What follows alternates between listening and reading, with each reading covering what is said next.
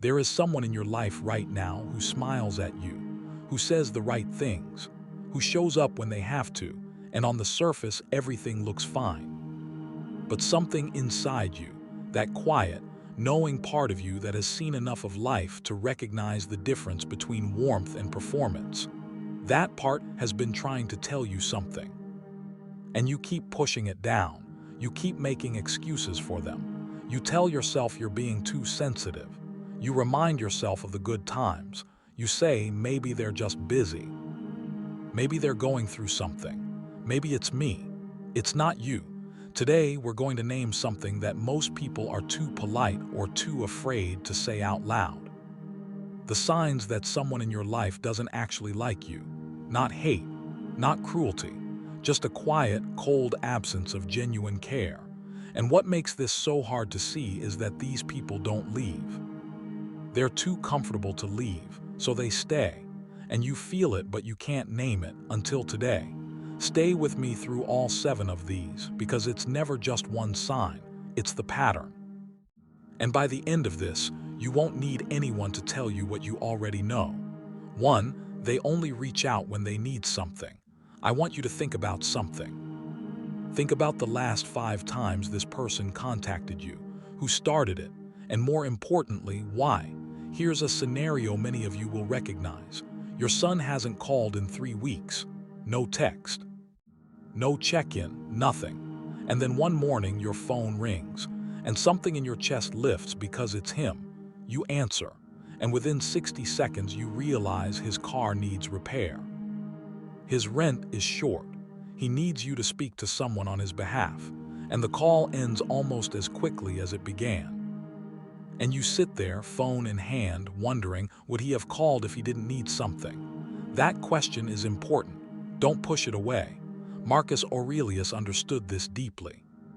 He wrote about relationships of utility, connections built not on love, but on convenience.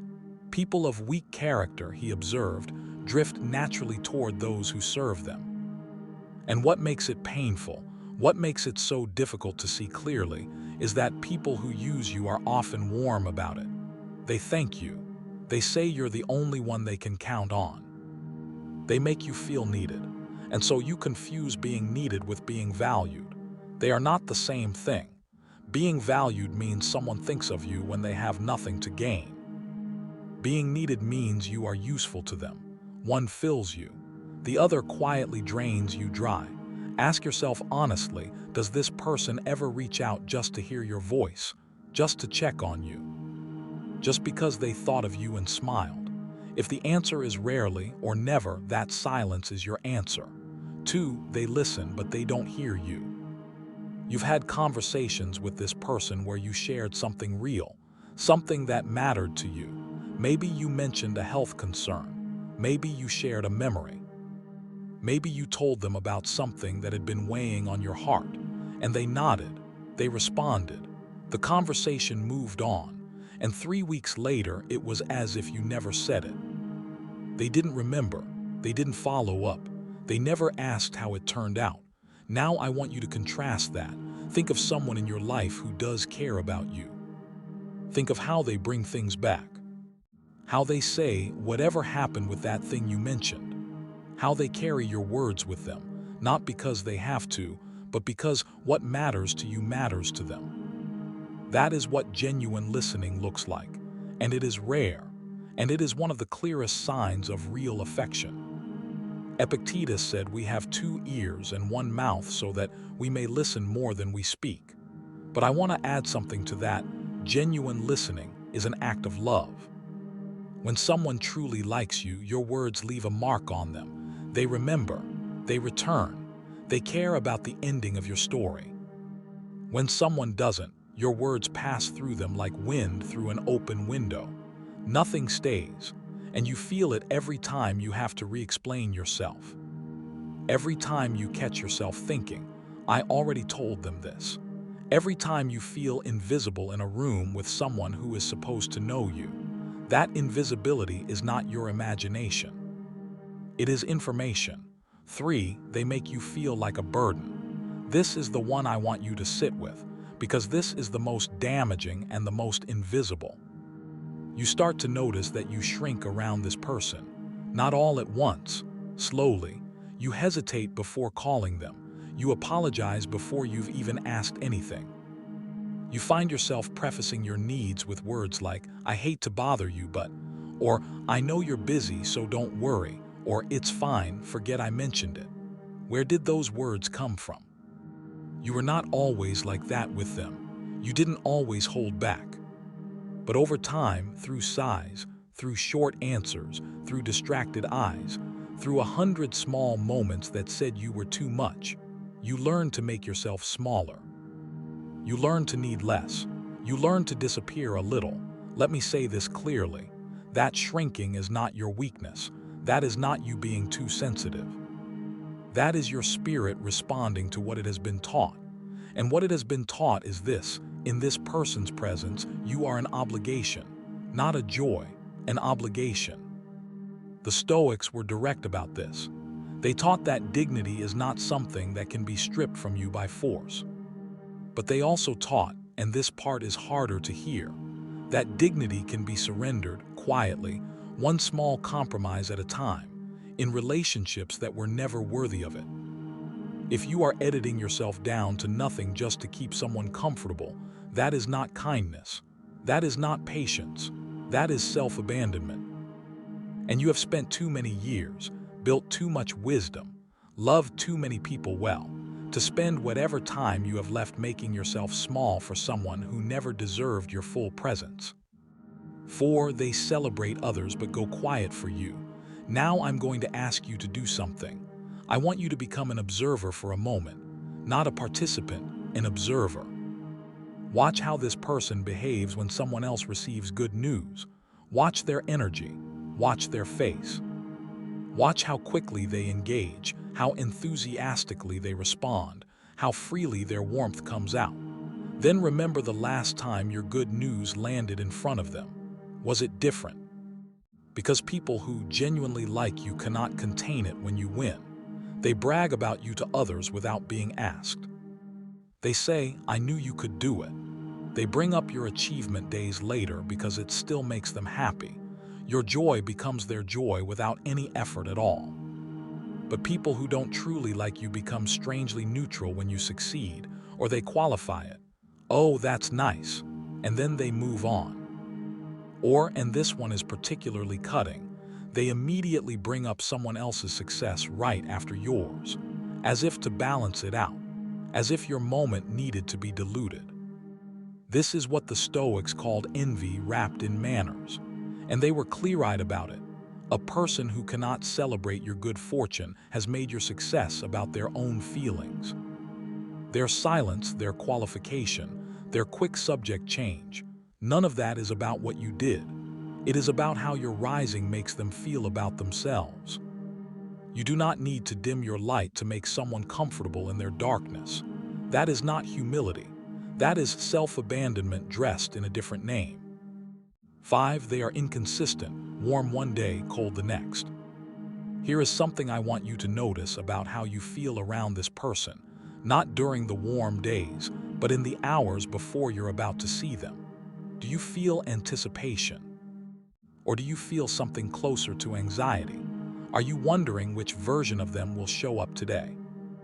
Are you already preparing, deciding what you'll say, what you won't bring up, how you'll read the room when you arrive? That preparation is exhausting, and it is not yours to carry. Because people who like you are consistent, not perfect, no one is perfect, but consistent. Their warmth does not depend on what they need from you that day. Their coldness does not appear on a schedule you can't predict and weren't told about. When someone runs hot and cold, and it is always you doing the adjusting, always you reading the temperature, always you deciding how much of yourself to bring based on their mood, that is not a difficult personality. That is a dynamic that has quietly trained you to be uncertain, and uncertainty keeps you working. It keeps you trying. It keeps you coming back, hoping today will be the warm day. Marcus Aurelius wrote that a person of character is the same in public as they are in private, the same yesterday as they are today. I believe the same applies to how we treat the people we love. Consistency is not a small thing. It is one of the deepest expressions of care. If someone's warmth toward you is a weather pattern you have to monitor, that is not a relationship. That is a performance with an unpredictable schedule, and your peace is not a negotiation. 6. They dismiss what matters to you, your stories, your memories, the things you've lived through, the values you've built your life around, the small things that bring you joy, a particular song, a particular place, a way of doing things that has meaning to you. How does this person respond to those things? Do they lean in? Do they ask questions? Do they treat your inner world like something worth entering? Or do they go quiet, change the subject? React with the kind of polite tolerance that is somehow worse than indifference, because it doesn't even bother to hide itself. There is a particular kind of dismissal that many older adults carry silently. It is the feeling of speaking and watching someone's eyes glaze over. It is telling a story that shaped you and feeling the room waiting for you to finish.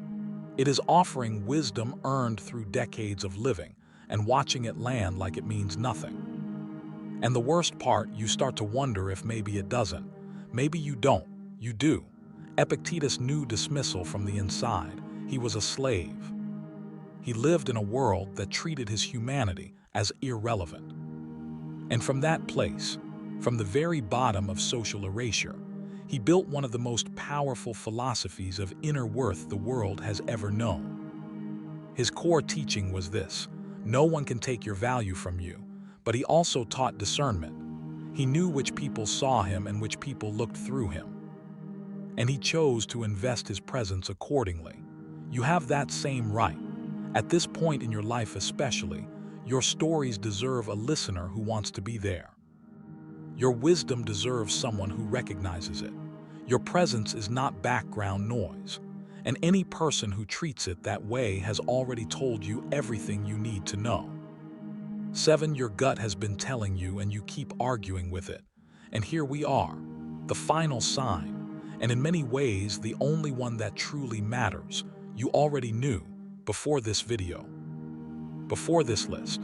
Something in you, that deep, unhurried knowing that lives beneath the noise of daily life, has been sending you signals for a long time. A heaviness when their name appears on your phone, a tiredness after you spend time with them that sleep doesn't fully fix, a quiet relief when plans get canceled, a sense, sitting across from them, that you are performing a version of yourself rather than simply being yourself.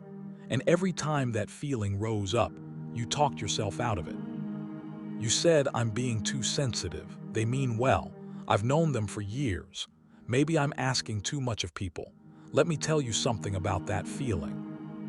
The Stoics had deep respect for what they called the inner faculty, the capacity of a seasoned mind to perceive what is real beneath what is presented. This is not superstition. This is not emotion running wild. This is the accumulated intelligence of a life fully lived. When you have seen enough seasons, enough people, enough beginnings and endings, your perception becomes something refined, something trustworthy. When a person of age and experience feels something is wrong, it is usually because something is wrong. That feeling in your stomach is not anxiety. That tiredness is not weakness. That relief when they cancel is not ingratitude. Those are signals from the wisest part of you, the part that has been paying attention long before you started looking for language to explain it. The question was never whether the feeling is real. It is real. The question, the only question that remains, is what you will do with it. I want to be clear about something before we end. This is not a video about cutting people off. It is not a call to anger or suspicion or isolation. The Stoic path has never been about that. Seneca wrote that we should neither cling to relationships out of fear, nor sever them out of pride. The Stoic path is something quieter and something harder. It is the path of clear seeing.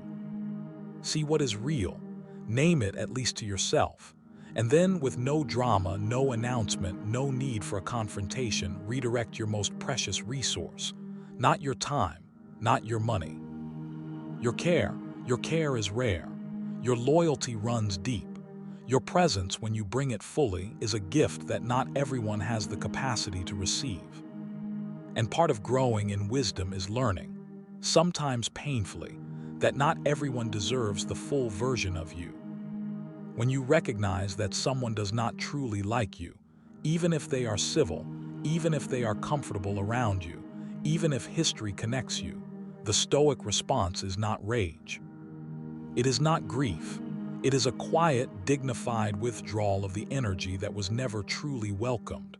You don't have to explain it. You don't have to announce it. You simply, slowly, gracefully, stop pouring into a vessel that was never going to hold what you gave.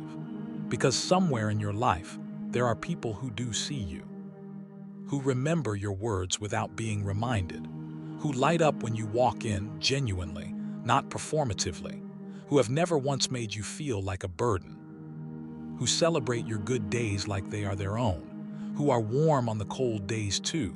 Those are your people. Go back to them. Invest there. Bring your full self there.